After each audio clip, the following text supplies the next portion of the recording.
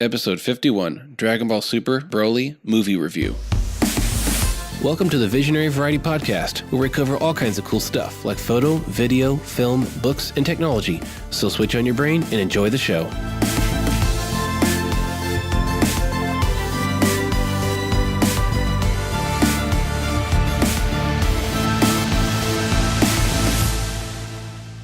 Welcome back to the podcast. This week we've got with us my brother, Gabriel Grove, joining us. Hey. And our longtime special guest and host, Angela Brock. Hello, hello. We have missed you. It's good to have you back on the show. Yeah, it's great to be here once again. Well, we don't have with us Nate today, and that's because he doesn't like anime.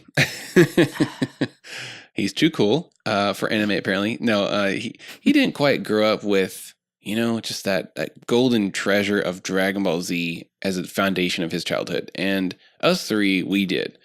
Angela, Gabe, and I, we love Dragon Ball, the whole franchise. Mm-hmm. And so when this movie came out, I'm thinking, first of all, I just want to see this, period. But this will be a fun episode because, Angela, I've known since the beginning you're a Dragon Ball fan. Oh, yes. And I've just been waiting for an excuse to talk about the show. And unfortunately, I have not been able to keep up with Dragon Ball Super like you have and like Gabe has. But I figured, hey, why not just jump on in and we'll do a movie review of this movie. So we'll be reviewing the movie Dragon Ball Super Broly. In case you didn't know, there's a movie out. might have gone under your radar, but we're going to talk about that later. But before we get into that, have you guys had a good week? Anything interesting going on? Well, most of my week has been just editing gaming videos, actually. It's been a little bit since I've been able to do it, but been editing videos for my sister's gaming channel. She's known as Tiffy Pop on YouTube. And she recently recorded a video with her son, Andrew, and they play this indie horror game called Granny. And the basic premise of the game is you are locked inside this granny's shack in the middle of nowhere, I think. And it's terrifying. Oh my God, sounds scary. And you got to just try to find a way out by solving puzzles and all kinds of stuff in her house and try not to let her catch you. Just hide her glasses or put her walker away. She's a speedy granny, actually. She can come out of nowhere and just whack you upside the head with a baseball bat, and you got to start over. So, yeah, it's an interesting game. They were not very good at it, so I was basically asked to make a montage video of all their fails, and it ended up being actually really fun to work on. The shrieks of terror. Yeah, it's about 4 minutes long, and it's a pretty good video, in my opinion. Nothing scarier than a granny with hunched over, bad posture, shuffling across the hallway in the shadows. Dark room. Scary. Yeah. It was something else. Gabe, what about you? Anything interesting going on lately? Nothing much, just working the karate studio, and I did pick up my digital art again, so I got the itch, and I'm getting a little more inspiration. Just looking at some of the artists that I follow, and figured I'd pick it up again. I'm trying to find the right time in the evening to do it once the baby's down. Do it regularly. Is that part of the key to growing and getting better quickly is regularity? Yeah, consistency, and then just inspiration by looking at who's leading the industry. Yeah, man, there's so many good artists. I follow a lot of concept artists, 3D and 2D on Instagram, and man, so many good stuff on Instagram. Yeah. It's wow. Do these guys get paid bajillions of dollars for this stuff? Because they should, because that's just how good they are. Well, it's amazing because a lot of people don't know that, say, Lucas Arts will hire a whole handful, maybe 50 concept artists, and they'll give them a project. I want a city, and that's all they'll say. And you can do whatever you want. So all those artists will make tons of paintings, and then they'll select maybe 5 of them and say, I want this specific scene. And then they'll pick 1 or 2 to be the main concept artists that guide the whole entire movie. It's actually a really important role in most movies, especially sci-fi. It's one of the early steps, like the pre-visualization. Oh, totally. Before Storyboarding. The 3D artists. Yeah, it all starts with storyboarding for the film crew, and then for the set design and everything, it's all on the concept artist. Yeah. I know Ryan Church has been a big name in a lot of big movies, and he is awesome. Some of his stuff is a little bit 3D, but for the most part, it's just super in-depth and detailed Photoshop paintings. Yeah. I just love Ryan Church's work. I don't know how active he is anymore, but I'm sure there's just hundreds of names just like him that are equally skilled. Yeah, it's crazy. Well, for me, I've been pretty busy. Last weekend was PAX South, the gaming convention here in San Antonio. and it was a lot of fun. Nate was my assistant and also video and photo of behind the scenes stuff, which is much appreciated. I love when he follows me along for shoots because I know I'm going to get some really great just behind the scenes stuff. I had, I think, about 14 shoots. It wasn't as busy as normal. San Japan last year, I had 22 or 23 shoots. Wow. This time I had a few empty spots on Friday, but Saturday was a full day. And nonetheless, I got some really great shots. I did a huge Street Fighter group, which was really fun. Yeah, I saw that. I did an Aquaman, did a Star Wars one. Finally got to photograph something vaguely related to Dragon Ball, which I have not done to date, which is ridiculous. Oh, wow. But yeah, lots of great photos coming your way. I just finished, I think, the third shoot today, working my way through each one. Yeah, stay tuned to my Facebook and Instagram because you'll see those. And then eventually I'll be making a behind the scenes video from all the stuff that Nate got. And I'll show, how I edited things and before and after stuff like that. Coming up next, this Friday is career day at my daughter's school. And so I'm going to be sharing my career of photography with the kids, which I'm really excited about. I'm pretty sure these kids haven't seen photography like what I do. You're going to make all the other dads' careers look lame. Yeah. My dad sucks. Yeah. I want to be a photographer. The big metal prints that I have on display on my table is going to be of my daughters. So I've got Hadassah as Cinderella and then Zipporah as Jasmine. So yeah, they're definitely going to be getting some cool dad points. Mm-hmm. After it's all said and done, I'm going to hang those photos in my kid's room. Awesome.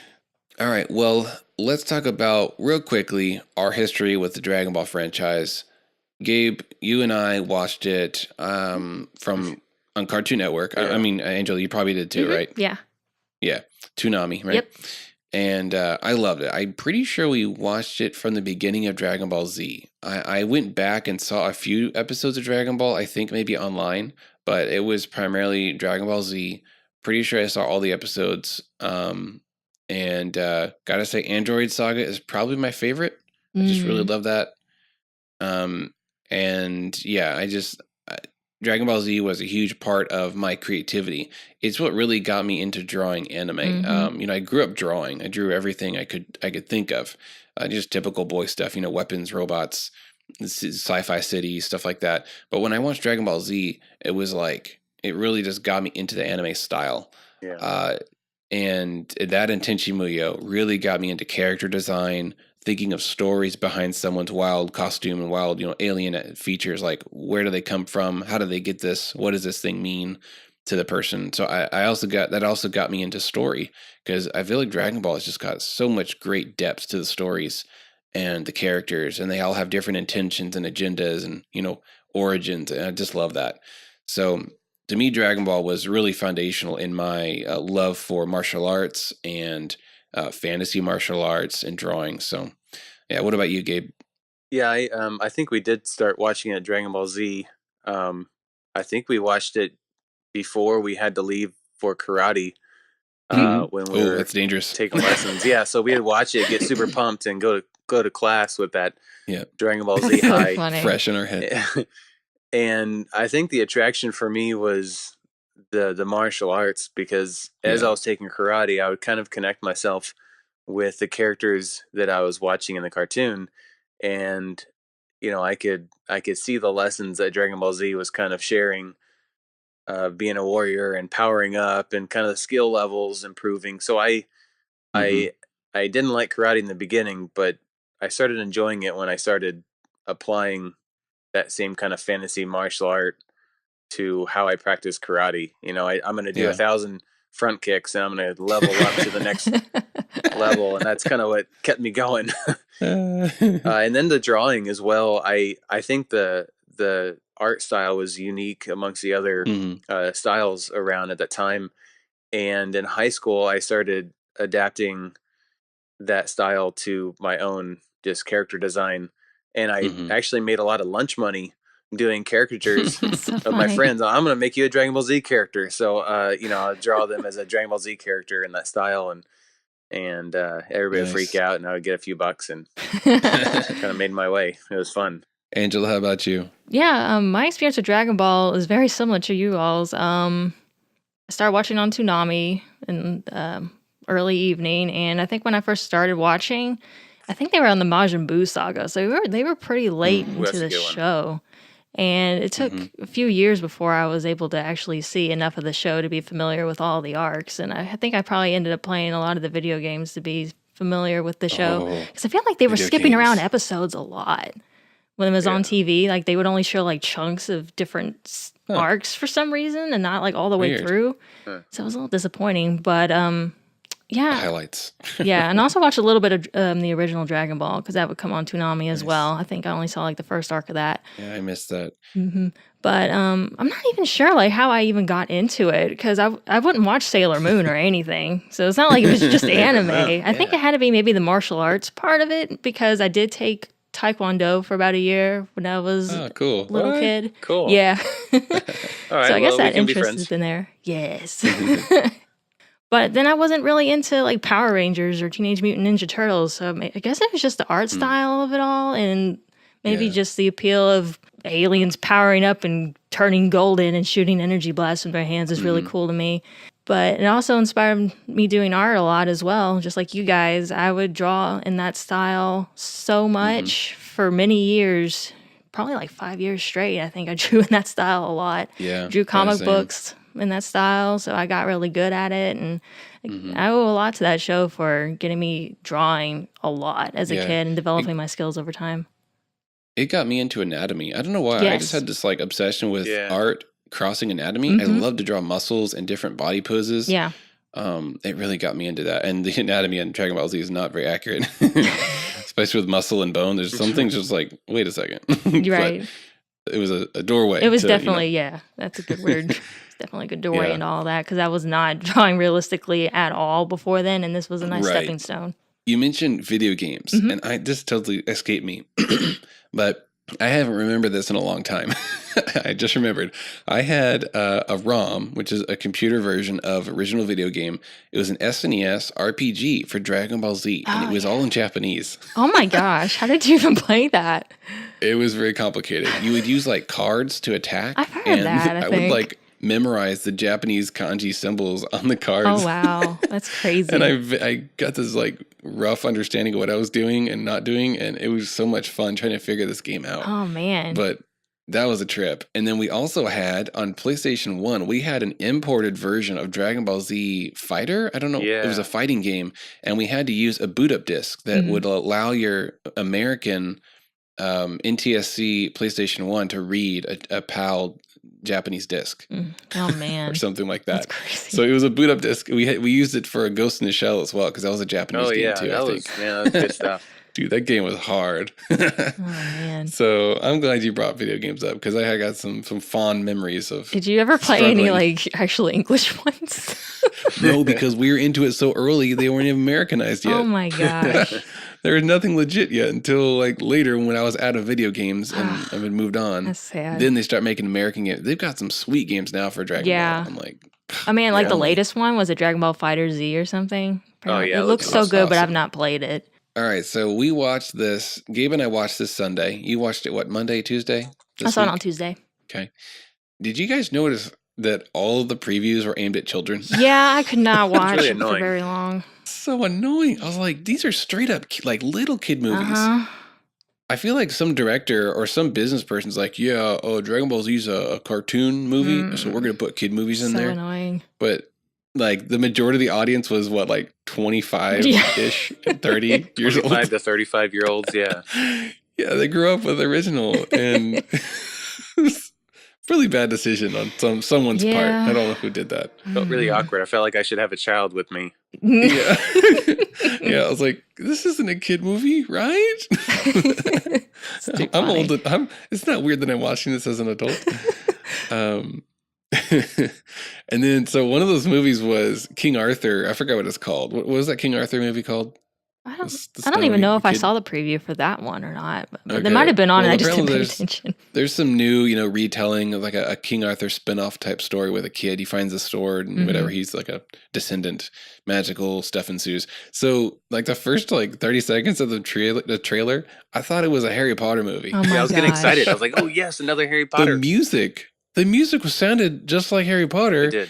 The very first shot, he's got this like scarf, this like school uniform scarf thing that's like the colors of one of the houses at Hogwarts. I'm like, this is weird. It sounds and looks kind of like a Harry Potter movie, but it has a different feel. And then when it went on, I was like, oh, they just tricked me. This is like, they must have done that on purpose. I don't know, to get you. The first Broly movie came out in 1993, and I remember vaguely watching this movie. So Gabe and I, we pirated these movies because, again, we were a little ahead of the curve. You couldn't get this stuff in America. Like, now you can just buy box sets of the GT and the Super and the movies, like, on official Blu-rays, right? Back in our day, like, you couldn't find the stuff anywhere but on Kazaa. Back in my day. Kazaa. Back in my day, we had to go to Kazaa for anything. We had to pirate our animes back in the day. Yeah. Before anime was cool, right? It just took over. So I remember watching, all those movies. I think I've watched probably most of the 13 movies. Oh my gosh. So the 14th movie is Battle of the Gods, and I believe that's like the new, Dragon Ball Super continuity and canon. Because this movie is about Broly and it's an origin story, I guess they just kind of like cut off the old Broly movies. Yep. Because there's 3 of them. Yeah, they were never canon in the first place, I don't think, so. Yeah. Yeah, when I saw this announced, I honestly didn't even watch a trailer for this whole movie. I just knew I would love it because it's Dragon Ball Z. It's like when I've talked about this in the previous episode where if there's enough support for a movie from fans that I can trust, and if it's on a franchise I love, and those like a few supporting pillars are there, I probably won't even watch the trailer, or if I do, I'll watch like the short one and I'll just go see the movie. Because it's a high probability I'm going to at least enjoy watching the movie. I might tear it apart later, but like at least I'll enjoy it. And it's fun going in like with very, very empty expectations or like no whatever bias because so that was pretty much like me on this movie. I didn't even see the trailer for this movie, but I was curious. I was like, are they, I didn't know if there was a retelling or not. What about Broly? So yeah, the old 3 Broly movies are out. They're no longer canon. This movie had a great amount of origin story, not just for Broly, but for the Saiyans, for Planet Saiya, Goku, everyone. It just was a really good summary. And I feel like this movie just encapsulated everything I loved about Dragon Ball Z. So I have mixed feelings. Nate hasn't really I don't know if he's even watched more than a minute of anything related to Dragon Ball Z. Anything, of any show. Of any form of media. How does he live? No, but I was like, I have mixed feelings. So part of me was saying Nate totally needs to watch this movie because it's such a great intro and just like summary. And if you only want to spend an hour and a half with Dragon Ball, at least spend it watching this movie. Because it gets all the good high points smashed into a movie. Got a lot of backstory and the low points.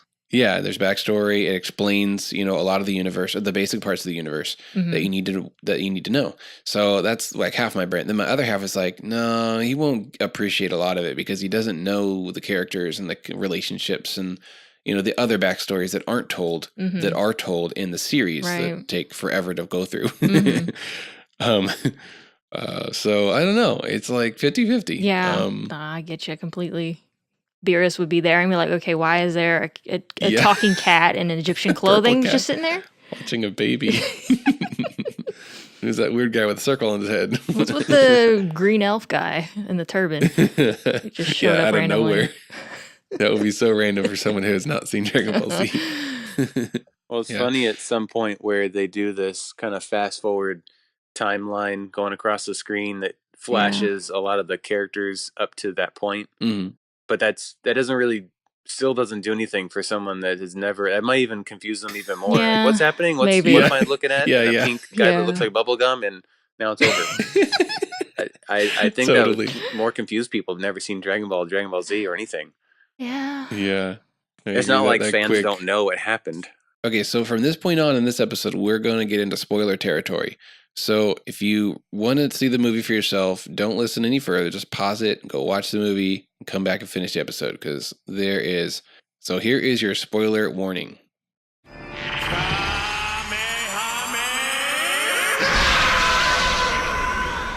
Let's do 7 Dragon Balls. So out of 7 Dragon Balls, not 5, 7.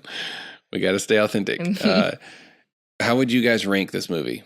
There's a lot of factors to measure it by, but I was other than a few like animation quality hiccups, I don't know. I would give it maybe a 5 out of 7, 5.5. Yeah, I'm kind of in the same area too. I'm not exactly sure. 5.5. Yeah. I'll do a 5. I'll do 5. It's weird because like if you could see like let's say there's 10 factors of how I rate a movie, right? The enjoyment would be like all the way up. Yeah. I mean, it's nostalgic. It was exciting. It was a fast-paced movie. So enjoyment was like really high. My emotional, impact of the movie was also high because the ending was good. And I love the surprise of all the backstory that I didn't know about. So that was great. So there's a lot of high points, but there's definitely some low points. Let's talk about some of the low points that kind of lost a few Dragon Balls. So for me, one of the things was there were some odd like cuts, like director choices almost that I was like, whoa, wait, we just like jumped an odd little small amount of time that felt really forced and unnatural. Like one of them, the only one that I can remember, I know this happened probably 3 or 4 times in the movie. One that hit me was when Broly's dad and the guy on the ship are coming towards Vampa. They're cruising, they're gonna land, and then the next scene it cuts and they're jumping out of the ship.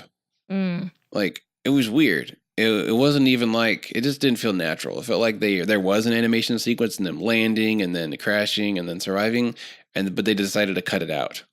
Yeah, that's kind of strange. You would think that would be kind of an action point of animation that they would want to include. Like exciting, like landing, crashing, not dying, stuff being wrecked. Like that's maybe cool. It was it was suggested that they might have got knocked out of unconscious, and because they don't remember the landing, we don't experience the landing. I don't know. They seemed to kick open that door and jump right out. Like there was nothing wrong. Yeah, it was strange. That was just one example that I can remember, but I do feel like there were some other odd jumps and cuts that were like that, where I was like, where's the director? What are they doing? I think I did hear that the original script was like 3 hours long, so maybe some of the stuff that you kind of picked up on, maybe it was cut out content. I'm not sure. Maybe. I want a deluxe edition. Yeah. 3 hours. Extended edition. That's more screaming. Some other things, the music at some points were really great. And then other points that was like, this music does not fit. You remember exactly what moments? Because I don't know if I remember some points like that, like really jumping out at me. Let me think. There was a really dramatic moment earlier on, like in the first third of the movie, where like this music is rocking. Oh, it was the destruction of Seiya. Yeah, that was cool. Oh, that scene, the music was great. And it was just like dramatic. I liked the theme. Like there's like a theme, a reoccurring theme for the movie, I guess. Yeah. Maybe it's like Broly's theme, whatever. And it was really great. It was very much Dragon Ball Z. They just kind of have their own style. It's not Japanese. It's not Western. It's just something kind of sci-fi and not too sci-fi. I don't know. But I liked the main theme. But that music in that scene where Frieza destroys Seiya was great. But there was another scene that was dramatic as well, but the music wasn't dramatic. It was like kind of lighthearted. I was like, this is weird. I do remember I think the music was the same, but when I think Broly was getting the upper hand for a while, like the lyrics of the song was just saying Broly, in kind of a rock voice. That was kind of strange. And then it was like the singer was cheering on Broly. Yeah. And then I think I just accepted that as something being really Japanese. Yeah, when Gogeta was fighting, then it was the guy was singing Gogeta or Go or something, and it was just kind of, I don't know, it was kind of weird. That was weird. The lyrics, the random English words. Yeah. I remember one time where they were powering up, it was like Saiyan power. I was like, what? Is this in the song? Obviously. Who just said that? Did someone yell that from afar? That's too funny. I wouldn't have known unless you sang that. Yeah. It was very meta. Kind of took me out of it for a moment. It was like, wait, this is like fourth wall breaking of the soundtrack. I was just about to say that. My last complaint was the frame rate. I really wish they would have put some more money into the animation as far as higher frame rate. I feel like this is the same as the show, which is like 15 frames a second or something low. Yeah, it was hard to watch, hard to catch what's maybe going 10 or 12. Yeah, I was like on a big screen. I want to see, those in between frames of actual moving. I don't want to see the jumps. I mean, to be on TV, the end result is 23 or 24 frames per second. That's like the TV standard, but that doesn't mean the animation was. It may have been 12. Yeah, when they were going at it the fastest, it was really hard to catch what was actually going on. It was just a bunch of flashes. It was really like seizure warning. Like, whoa, so much seizure warning should have happened in that movie. And twitching on the floor. But I still feel like this movie had some of the better animation in some parts compared to other Dragon Ball movies. But they also did like a lot of CGI, I think, like especially in the fight. I think at some points they were like cell shaded 3D models. So let's talk about the CGI. They randomly got a budget boost when the lava happened. Yeah. I was like, whoa, this is crazy. It's kind of cool, but kind of weird. Physics simulations and like smoke and crumbling like land pieces, which was totally CGI. And it was like, not Hollywood, but it was high quality, well simulated, like actual simulation stuff happening. But before that, there was nothing like that. It was like, this is weird. They do that in a lot of newer animes now that I've noticed. They just do a lot of CGI backgrounds. I wonder if it's just easier in some way. But there wasn't anything like that previous until the lava part happened, where they like totally obliterated Antarctica or wherever they are. The ships and like the space scenes were CGI, but not CGI, not really the environments as much. Yeah, they just randomly. There's plenty of environment destruction before that from the fight. But then like halfway through, it was like, whoa, we just like went, high budget. Yeah, they were covering like miles when they'd punch each other through mountain after mountain after mountain. So that extra dimensional scene where they like punch each other. I was like, what the heck just happened there? That was weird. That was kind of cool. That was weird. Does that ever happen in the show? Not that I've ever seen. I haven't watched Super all the way through. Not necessarily in another dimension, but whenever Hit and Goku are fighting, Hit has this ability to freeze time. That's about the only thing you get to. Yeah, that's a little different. Yeah, but I think in one of the movies when Vegito was fighting Janemba, or I forgot his name. Forgot about him. They go into an alternate universe, I think, in Janemba's world, and he starts dropping all those big jelly beans and stuff.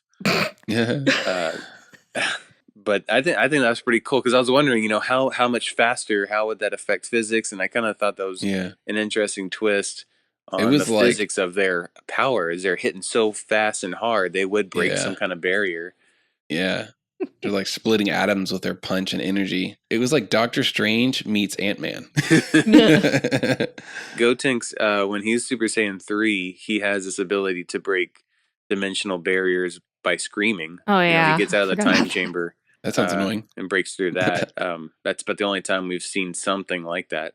I voiced my complaints about the movie, why it's not a 7-star movie for me. Did you guys have anything else maybe on your own list of things that stood out to you? I felt like it was kind of slow-ish in the beginning. You're just kind of waiting kind of for the big fights to happen, and it took about halfway through the movie. So you know it's going to come. Yeah, like I appreciated a lot of the exposition and stuff, but there were some parts, especially when Broly's first on the ship and they're just kind of talking for a while and all that. It just feels a little slow. So, I don't know. That was one complaint I had. I guess another thing with the CGI too is just like with the spaceships and they're flying, they don't have any sort of blur effect, so they stay perfectly crisp as they're zooming through the zooming away and all that. That really took me out of it. Yeah. And then there's just general anime tropes where they act way too dramatic for no reason and stuff like that. It's just anime stuff. Okay, can we just mention the close-ups?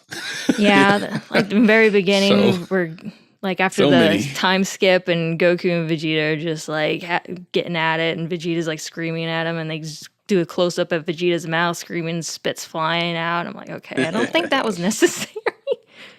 I feel like every character got a huge close-up of their eyeball. Probably. On a TV, it's one thing, but in a movie theater, 12 frames a second, it's just like, yeah, I want to see your eyeball. Yeah, they do that a lot. When they were really stressed out or powering up, their pupil would change shapes. That was kind of strange. That's another anime thing. They got to gyrate all crazy and everything too. They have very active pupil muscles. The animation, like the action trails when they were zipping around so quick you can't really see them. It for some reason reminded me of One Punch Man when they're zipping around on that last episode when he's fighting the strongest guy. If you haven't seen One Punch Man, I'd suggest everybody watch it. Really good animation, really cool, and it's sarcastic, kind of making fun of all the other typical animes. Yeah. But the animation was kind of cool. How they were just whipping around in the air. and then how the camera was like zooming around them as they were fighting. I really, that was probably my favorite part of the movie, of the animation at least, was the camera work kind of, and the angles and how they were zipping around really quick. I really liked that part. That was something we haven't really seen too much of in the cartoon. Yeah, I really liked all that too, but part of me kind of felt like maybe they overdid it a little bit because I felt like that's all they did during the fights was like whip the camera around back and forth over and over and over. And I was waiting for the Kai blast. It was like forever until they finally used their energy. I'm like, did they not, like, does Broly not know how to use energy? And then they finally like went all crazy. I'm like, oh, okay. I kind of felt the same, but I also appreciated that they kind of went back and kind of did a lot of traditional martial arts moves, which they hadn't done in the show as much as they used to. Yeah, they held off. Well, in the cartoon, a Super Saiyan is like so easy for them to do. They just have to think and they transform. But in the movie, it seemed like he had to work real hard to get to Super Saiyan. In the cartoons, it's just a thought, and especially going to God. As far as I remember, it doesn't take much effort for them to go God mode either. I think I actually saw like something where when they had a preview clip of Goku turning Super Saiyan Blue and how it seemed to take a lot out of him. I think I read somewhere that they actually wanted to try to make the transformations kind of more impactful in the movie since they kind of lost some of that in the show as it went on. I kind of did like it because it wasn't, so easy to reach. I did kind of appreciate that because in the cartoons it's just so readily available at any time. You could just transform. But yeah, I like that. Did he ever go Super Saiyan 2 in this movie? Or 3? No, I didn't. They just don't even bother with it anymore. It's weird. It's like no one cares about 3, even though it's like the craziest looking one of them all. 2 is cool, but doesn't get any love. I love the lightning. But no, just jumped up to God. Yeah. There's a time limit on 3 where that's you right. can only, because he was showing off to Boo how powerful he could be for some reason, showing off all his tricks like he does. And he went 3, but he said that he can only be for a limited amount of time. And Gotenks said the same thing. I think that was from weird reasons, like for their own, because with Gotenks, it sped up how long the fusion could last. Yeah. It used up a lot of power, and with Goku, during that arc, he was only allowed to come back to Earth since he was technically dead for a whole day, and for some reason, him turning into Super Saiyan 3 caused the time limit to basically end right then and there. So if he wasn't dead, I wonder if that time limit still would have been there or not. Yeah. Well, there's a lot of power-ups in this. Yeah. So for listeners, if you're a little rusty on your Super Saiyan levels, we'll just do like a quick recap of the most basic forms. There's probably like 20 levels, it seems like. There's so many in between and pre and post levels. It's like, come on, really? Yeah. So first, we've got the Great Ape form. That's even in Dragon Ball. So a Saiyan with a tail looks at a moon, too long, boom, Great Ape, right? There's also a Super Saiyan Great Ape mode with golden fur, which I think is in GT. Yeah, I don't remember being anywhere else. Yeah, and then in the beginning of Dragon Ball Z, there's Kaioken modes, which is like times, 10 and 50 or 100, I forgot. High they can get. It just multiplies their base speed. Yeah. And he uses that in the tournament, right? The first tournament in Dragon Ball Z. Was there a tournament in Dragon Ball Z? I think that's where he first used. Yeah, that's what started it. And then, of course, there's Super Saiyan 1. Then there's Ultra Super Saiyan 1 or Ascended Super Saiyan, right? Yeah, I think that's what they ended up calling it. Yeah, so you just got more muscles and you're all like ginormous and bulky and slow. Then there's Super Saiyan 2 with the blue lightning. Super Saiyan 3 with no eyebrows and long hair. No eyebrows. That's so weird. I know. Long hair, so over the top. My personal favorite is Super Saiyan 4 from Dragon Ball GT. It does look I just cool. love that form. It was a cool mix of monkey and human, and Goku did not look like a playful fighter. He looked like a man. Not just because of fairy chest, but just like his stature and his size and his eyes. It was just different. Very intense. Yeah, it was intense. It wasn't like, I feel like when I see the new Super Saiyan God forms, it just is not intimidating. Like, No. oh, you're the same size. You got blue hair. Yeah. Big deal. But Super Saiyan 4 is like, whoa, like, you're going to die. Yeah. If you fight this guy, there's no way anyone could overpower him. But now with Dragon Ball Super, we've totally non-canonized Dragon Ball GT. So we've got God form, which is red hair. And then there's God form with blue hair. Then there's Super Saiyan God form, right? Technically, Super am I Saiyan mixing them Blue up? is like Super Saiyan God. Oh, Blue is the Super Saiyan within Yeah. God form. Okay. And there's like Super Saiyan White and Rose and some other alterations with different characters, so it gets real crazy. An Ultra Instinct. And Oh yeah, there's that, and The best. so many things. Well, it's funny in the Dragon Yeah. Ball Super, when he first turns God, I believe that was in Resurrection F. Well, he He turns turns God in super Battle skinny. of Gods, and then Blue was in Battle of Resurrection Gods, F. yeah. He got super skinny. Or the animation, when I first started watching the new storyline, they were all skinny and their heads were big, and I hated that. It's so strange. They lost a bunch of mass from the end of Dragon Ball Z, Yeah. or during like that Cell makes sense. Saga, they're all huge. Yeah. I missed that. Maybe they weren't fighting. Yeah. That happens in real life. I wonder if it's supposed to be like the God forms lessen the amount of bulk so you can be speedier but still keep the same amount of power. That's true. Yeah. But it still looks a little weird. That's what I felt too, but I like the bulkiness and the intimidation Yeah. of Super Saiyan 4, which is totally lost with the new ones. Yeah. Well, I really liked whenever Trunks went ascended Super Saiyan for the first time. Everybody thought that he, Vegeta was real proud of him, and he his eyes, his pupils disappeared. That was kind of cool. I forgot about that. Now, when he was battling Zamasu, he did have this kind of temporary blue chi around him in his aura. And his sword got broken, and his chi kind of filled in the gap of the sword. So he, for some reason, that was kind of a strange excuse to power him up back to where he should be level with everybody what is else. that sword made of? Just energy. Yeah, I don't know. Like, I mean, the metal sword though, like as Guardian, like vibranium, star metal, vibranium. Yeah. So looking over these Super Saiyan forms, it has just reminded me that anime loves power-ups. Yeah. All them shonen anime Every just love to keep pushing the envelope even further. It's just another thing to keep hanging on. It just cracks me up how, like, in the early parts of Dragon Ball Z, they just talked up the legendary Super Saiyan stuff. Like, it's something nobody's ever seen before, and now we're like 20 levels beyond that now. It's just kind of ridiculous. We're so over that.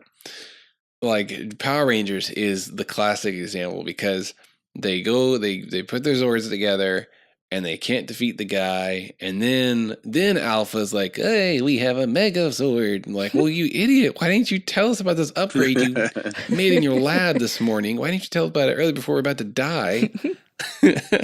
Then they do it, and then of course they save the day, no problem. It just wouldn't be suspenseful enough. It wouldn't, but it's not logical. I know. It's like, it's a different button. You just push the bigger button, and you put your robots together in a different form, whatever, new sword stuff, and you save the day quicker, and you didn't have half the city destroyed because now you beat the guy. So that's classic. Like, there's always that next level, and then every series here's a bigger power up and a bigger power up. It just never ends, right? I do like that it's a little different. The way that you get that next level in Dragon Ball Z requires training. It requires focus during the fight, and sometimes it requires sacrifice or emotion, or even like multiple people to help you power up, which is the God form, right? You have to have like 5 Saiyans or 7 Saiyans. 5, I think. Yeah. So that's kind of cool. Like, the circumstances have to be just right. You can't just like, oh, well, I guess I need to go to my next form now. Right. You should have done earlier. So that's nice. A little different than some animes where it's just like another push of a button or some other magical spell you cast and then you're more powerful. Yeah. So yeah, a little different, but still got that cliche of the suspense and the action and drawing out an entire, story arc over 20 episodes because 10 of it was powering up. Yeah. Or getting the thing you need to power up, the MacGuffin search, of course. Yeah, I think it originally took Goku like 2 weeks to go Super Saiyan for the first time. Yeah, and even then, he didn't really do it until he saw Krillin die.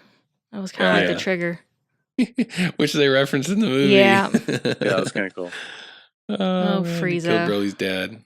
So ruthless. I'm over Frieza. Like, there's been like 4 movies of him, like 2 of his brother or something like that. I wish they could just bring back Cell instead. He was my favorite. Yeah, Cell was terrifying, and the androids were so cool. Such great characters. Yeah. Frieza was just like a chaotic bad guy. Yeah. He's pretty bad. Like, he's pretty ruthless, but Cell. Yeah. I think Cell is more of like he enjoys the fight, and Frieza is just evil. Yeah, not to mention Cell can regenerate himself if any little part of him is still around, and he's has a combined DNA of all the different fighters, so he's got all kinds of crazy abilities. So he's Forgot cool. about that. Yeah, it's a great mini story there. So, some of the things that I did really like about the movie was the myth that they expanded on a lot. And I don't remember if the show talked about the fact that the Saiyans were employed by Frieza and that they conquered worlds and sold them to people. Was that in the show? I know it was explained at some point because I've known all this somehow. I think it wasn't new to you. Maybe it was like the beginning of the first part of Dragon Ball. Maybe Raditz tried to explain to Goku like his origins and the same race. I can't remember. When Goku and Vegeta first met, I think Vegeta was kind of talking about what he's there for, and I don't. Yeah, it sounded familiar. Like, oh yeah, that's what they do. But I don't know about selling the worlds. But I knew that they worked for Frieza for some reason, and I think Frieza intentionally tried to snuff out the myth of the Super Saiyan legend. Yeah, for his own security. Yeah, which is the heart of this movie, basically.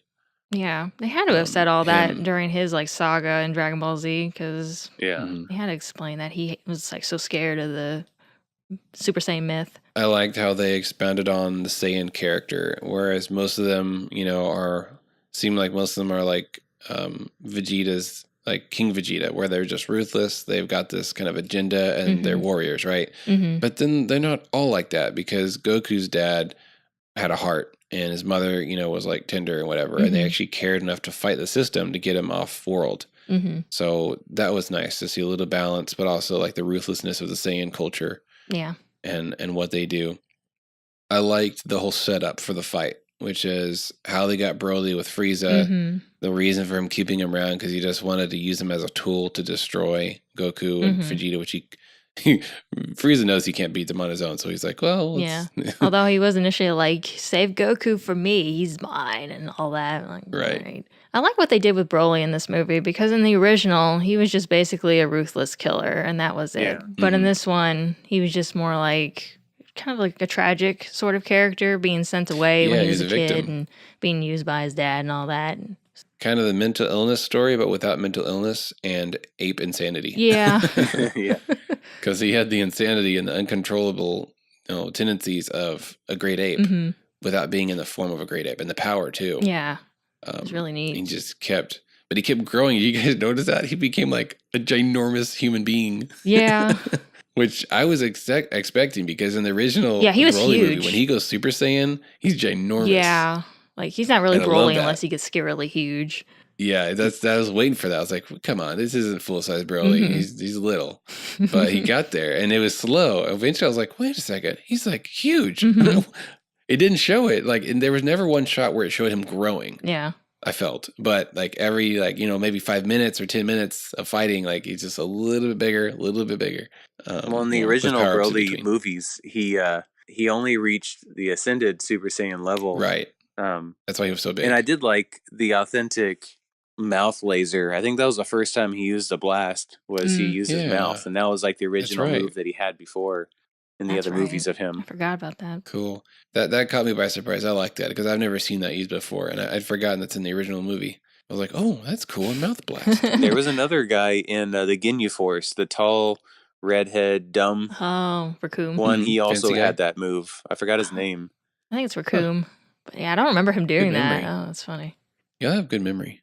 I'm telling you, I was when all Goku into just this came. show. He just landed, and he's been doing all this training in like 1,000 Gs. And he comes back. He's super fast, and he's the dumb guy on the Ginyu Force. And he does that that mouth laser. All this stuff is probably still fresh in my mind because I've been updating my 7-month daughter. We started with Dragon Ball and we watched all the episodes, and we would watch maybe 2 or 3 episodes in the morning, which they're pretty quick without commercials and stuff. Yeah. And I think we just stopped after the Cell saga ended and the Boo saga was starting. Nice. I think she was maybe 5 months around that time. So. Oh yeah, man, you've just rewatched them all in the past year. Yeah, pretty much. Lucky. Did anybody notice how it seemed to take them a long time before they looked battle damaged during the fight. That's a complaint Big that jokes I about have it. with, I think, everything Dragon Ball Super on, is that for some reason they don't get as battle damage as they used to back in Z. Like, Yeah. Goku was sent flying through mountains, and his shirt still wasn't even ripped up by that point. I mean, just the energy blast alone would have like rendered them naked. But then there's the mountain crushing through glaciers. I'm like, okay, how do you have clothes on? How do you have skin on? Yeah. And they just don't even get like I guess what you call like the dirt or the bruise marks on their faces or clothes. And they Yeah. definitely don't even do like blood streaming out of the mouth hardly ever. They got dirty in Dragon Ball Z. And they at least be a little bit bloodied up, not much, of course, but just cuts here and there. And they don't really do that anymore. It just kind of takes me out of it a little bit. They just feel like they're made of vibranium or something. Maybe it's because they're in the Arctic and there's no dirt. Still could It's just ice. Still could get beat up though. Maybe wet and cold. Yeah. Yeah. One thing I liked with the development and the fusion of Gogeta was when we first saw fusions in the movies, Vegito personalities mix, and I like how Gogeta took the time to find out a name. That was funny. And Piccolo said, "Don't worry about it. You got to go now." And Gogeta said, "Hold on. We got to get a name, or else it doesn't sound cool," or something like that. Yeah. It was so really Goku. funny. Yeah, I was just going to bring that up. So the comedy of this movie took me by surprise. Yeah. There were some really good funny moments here and there. Like the wish, Frieza's wish, and then mirroring Bulma's wish was so funny. I'm and like, what in the heck? Like, it felt like a little out of character for Frieza, but it was still funny though. But then you just take it for funny. I thought he was kidding. I didn't take him seriously. I was like, oh, he's lying. And he's gonna just blast his, berry blue right through the face or something. But no, that was actually his wish. I was like, whoa, that was a comedic plot twist. Yeah, which is hard to do. Yeah. And that made me smile. Yeah. I was like, okay, this is a good time. It's funny. Move along in the story. I like the part where Frieza's saying some sort of speech. I forget who it was. Maybe I think it was Frieza. And then Goku just interrupts and is like, "Hey, I've got a question. What does repugnant mean?" It cracked me up. Goku. And then he says it later at the very end of the movie. So that was a nice little callback. When they go to that alternate dimension, they're fighting. I think he's like, "What the heck?" That was funny. Oh yeah. And he actually voiced it because, like, if that was me, I would be like looking around, like, where and what am I? I thought that was pretty great. There was kind of like one major thing that this movie did that they've never done in the series before, and it was at the very end of the movie where Goku kind of seems to accept his Saiyan name. He says to Broly and his little group that they can call him Kakarot. Yeah.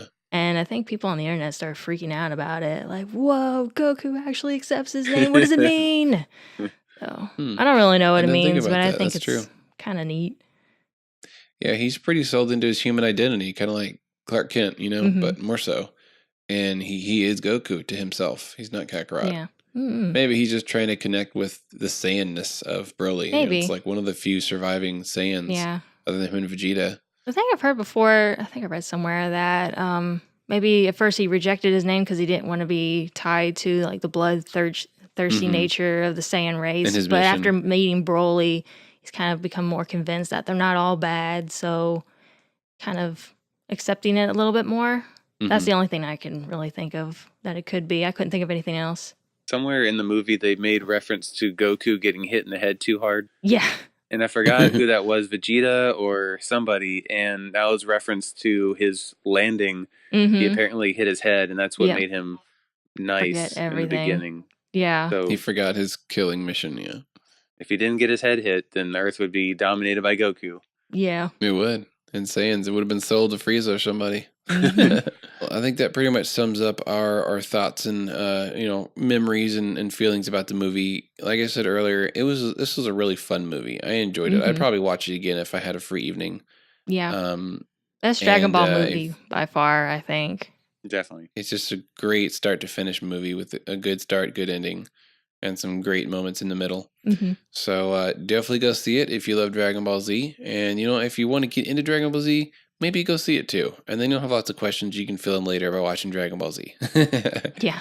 Just do it backwards. Got some homework. Awesome. Well, thank you guys for listening to this episode. We would love to hear your thoughts on the movie. You can do that by emailing us at tvvpodcast@gmail.com. You can also comment on this on our Facebook page for the Visionary Variety Podcast or any of our other social media outlets. We would love to hear your thoughts. Well, thanks for listening and have a great week. We'll see you next time. If you like the show, be sure to subscribe on your favorite podcast app so you won't miss any of our future episodes. You can also find our previous episodes there and listen whenever you want. We'd love to hear from our listeners, so if you have any comments or suggestions for a future episode, you can reach us at tvvpodcast@gmail.com. Thanks again, and have a great week.